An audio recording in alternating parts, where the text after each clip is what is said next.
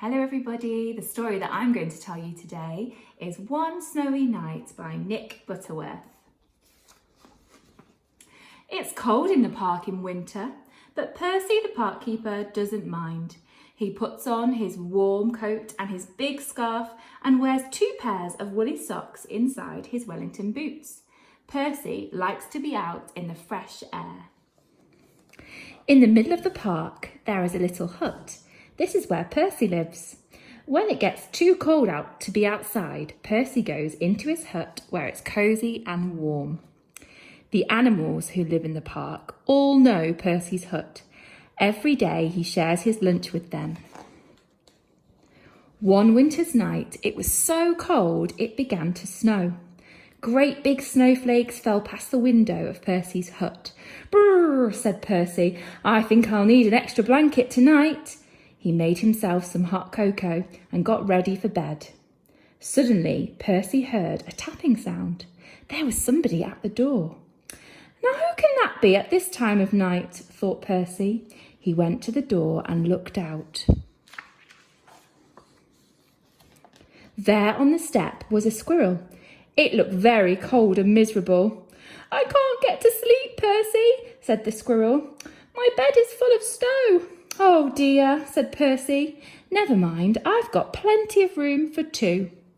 The squirrel snuggled down next to Percy and soon began to feel warm. Knock, knock. It was the door again. "Now who can that be?" thought Percy. Standing outside were 2 shivering rabbits. "It's freezing," said one rabbit. "We're frozen," said the other.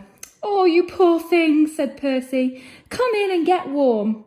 The rabbit squeezed into the bed next to Percy and the squirrel.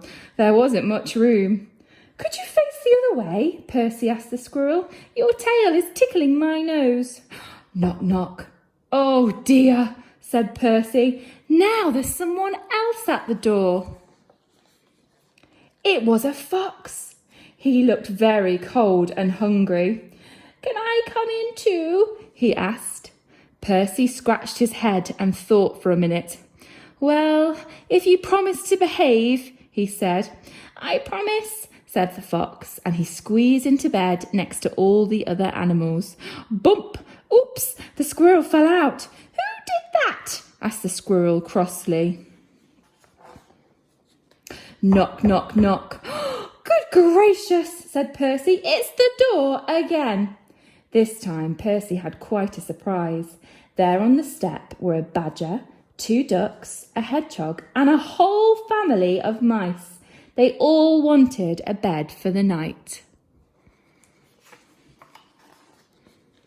Poor old Percy, and poor old Percy's bed.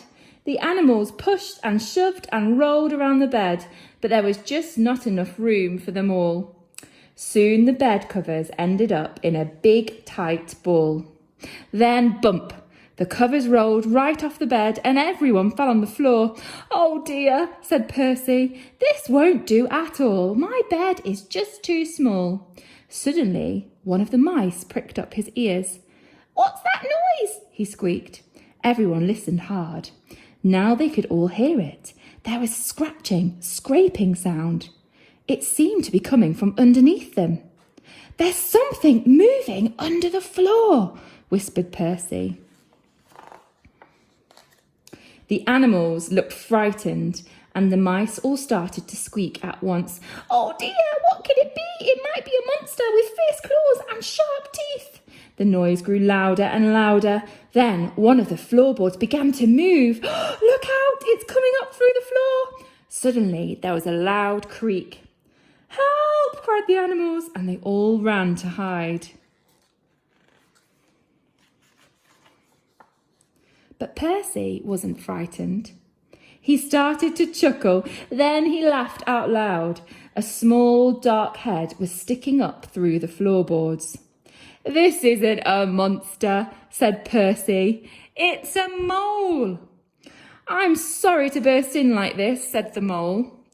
"I knocked on the door, but nobody heard me." Percy helped the mole up through the hole in the floor, sat him on his hot water bottle to get warm, and put the floorboards back. It's all right for everyone, he called. It's all right, everyone, he called. You can come out now. But nobody moved. Nobody stirred. Nobody wanted to come out. The squirrel was tucked away in the pocket of Percy's dressing gown. The hedgehog was in his coat. The fox, the rabbits, the badger and the ducks were all safely hidden away. The mice had even squeezed themselves into Percy's slippers. Everyone had found a cosy bed. Well, I never, said Percy. Percy yawned and snuggled down in his own bed once again. That's better. Now I've got plenty of room, he said, and a little to spare for a mole.